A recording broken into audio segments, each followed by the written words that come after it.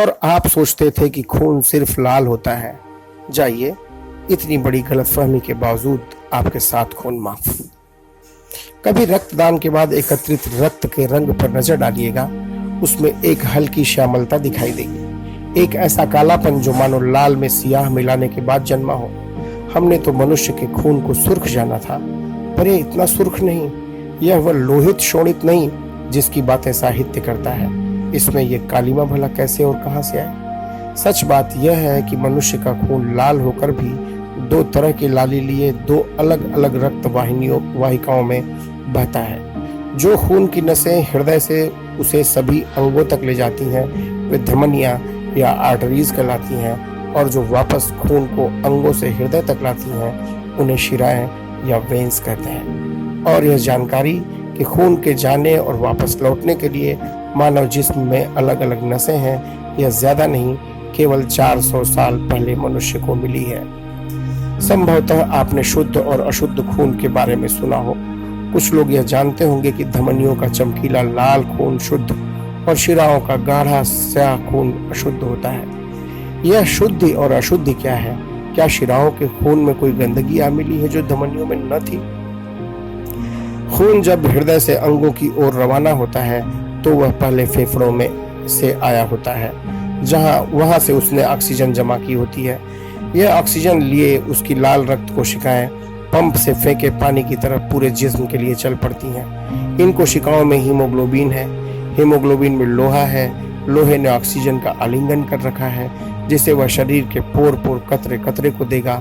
कहाँ इस चमकीले खून की पहुंच नहीं है? हर जगह यह पहुंचता है। गंदे पैर के नाखून के नीचे भी, पसीनेदार गर्म कांख की गहराई में भी, बेडरूम में निष्क्रिय सोए पुरुष शिश्न में भी, दफ्तर में सक्रिय कर्मरत मस्तिष्क में भी, हर जगह इसकी एक कर्मठ लाल कोशिकाएं ऑक्सीजन की अनलोडिंग करती हैं।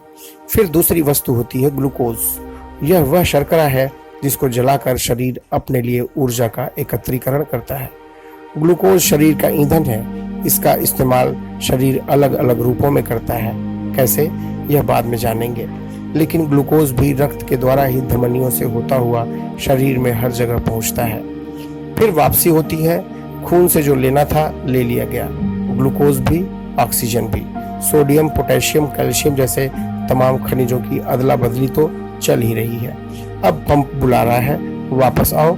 लाल रक्त कोशिकाएं अपने कर्तव्य के निर्वहन के बाद लौट पड़ती हैं, लेकिन अब न उनमें पहले वाला रंग है न गति। जैसे थके हुए मजदूर धूल से स्नात वापस अपने घर जा रहे हों। लालिमा में यह श्यामलता कर्मठता की श्यामलता है।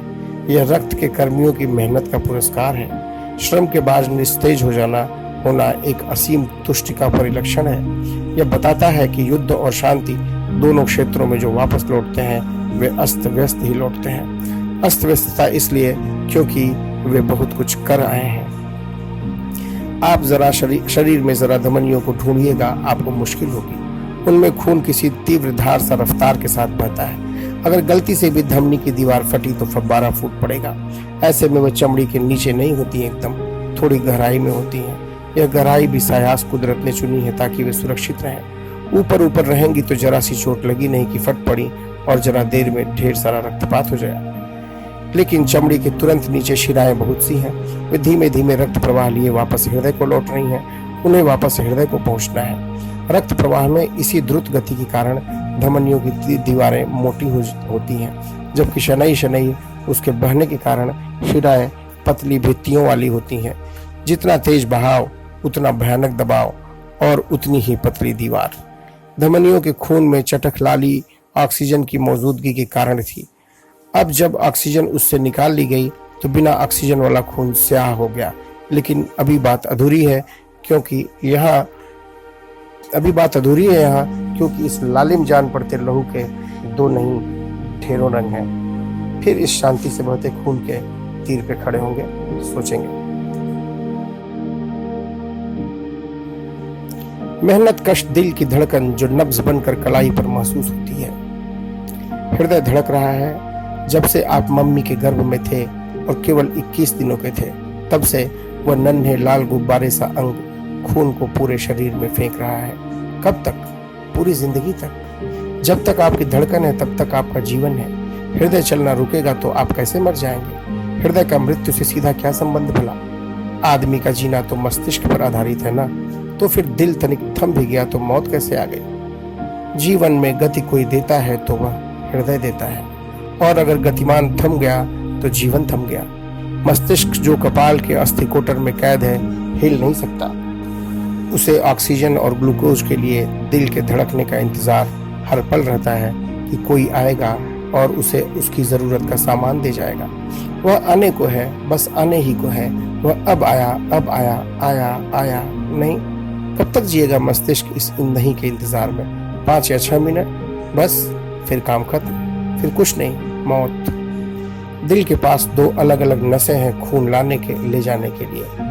मोटी दीवारों वाली धमनियां जिनमें सुर्ख खून है, और पतली दीवारों वाली शिराएं जिनका खून सियाह है। धमनियां सभी अंगों तक खून से ऑक्सीजन पहुंचाती हैं और शिराएं उस इस्तेमाल हो चुके खून को वापस लाती हैं। मगर यह ज्ञान ढंग से पहले कहाँ था हमें? पुरानी गलतियां सुनकर आज हंसना आसान है। ये गलतियां मामूली लोगों की गलतियां नहीं है। अरस्तु रक्त संचार के बारे में गलत जानते थे।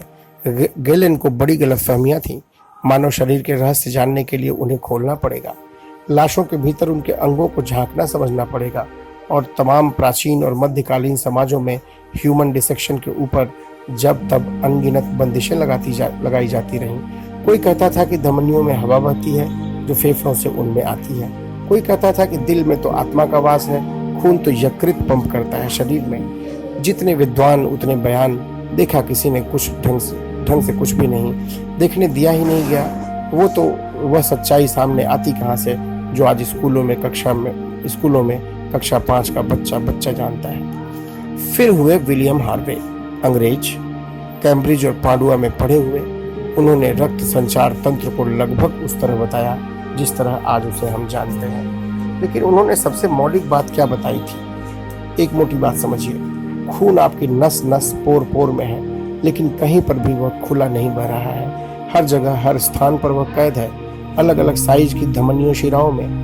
ऊतकों अंगों को जो कुछ लेना है इन्हीं धमनियों से लेना है। सीधे सीधे खून के संपर्क में वे नहीं हैं। वे उन खेतों घरों की तरह हैं जिनके पास एक नदी बहती है, लेकिन नदी का पानी सीधे वे नहीं ले लेते। पानी उन तक नलों द्वारा पहुंचाया जाता है। रक्त संचार का यह तंत्र बंद रक्त संचार, क्लोज्ड ब्लड सर्कुलेशन कहलाता है। केंचुओं से लेकर मनुष्यों तक इसी तरह से रक्त संचार होता है। लेकिन कई अन्य जीवों में इसके उलट खुले रक्त संचार यानी ओपन ब्लड सर्कुलेशन की व्यवस्था है। इनकी धमनियां खून किसी बड़े से कुंड में छोड़ देती हैं। इनकी धमनियां खून को किसी बड़े से कुंड में छोड़ देती हैं। अंग इसी कुंड में नहा रहे हैं सीधे सीधे, मानो नदियां किसी जलाशय में खुले और उस जलाशय के मध्य में एक टापू हो। न कोई नल, न कोई संचार, सीधे सीधे जलाशय से पानी लो और इसके कई लाभ इस्तेमाल करो। यह व्यवस्था आदिम है। तिलचट्टों और घोंघों इत्यादि में इसी तरह से खून का प्रवाह होता है। आपके हर अंग में खून की नसों का एक जाल बिछा है। लेन देन उस जाल से होगा, सीधे नहीं। ये नसें वे बिचौलिए हैं जो खून का सीधे संपर्क अंगों से होने से रोकती हैं। यह व्यवस्था खून के प्रवाह में तेजी लाती है। बंद रक्त संचार में नदियों से नल द्वारा पानी जितनी तेजी से आएगा, बाल्टियों से नहीं आ सकेगा। खुले रक्त संचार में पहले नदी से जलाशय भरे, फिर उसमें बाल्टियां डाली जाएं। जितना जो जीव विकसित है उतना उसे खून की तेज पूर्ति चाहिए। उसके लिए उसे उन्नत रक्त संचार तंत्र चाहिए। हार्वे को आज हम इसी बात के लिए याद रखते हैं, लेकिन वे भी एक बड़ी बात बताने से चूक गए। जब तक आप अनार और चुकंदर को लौह का प्रचुर स्रोत मानते रहेंगे, तब तक आपका भोजन भ्रम टूटने से रहा। हर लाल खाद्य रक्त नहीं बनाता। बंधुवर, खून की लाली हीमोग्लोबिन से है जिसमें लोहा होता है, और वह लोहा हरी सब्जियों को खाने से मिलता है।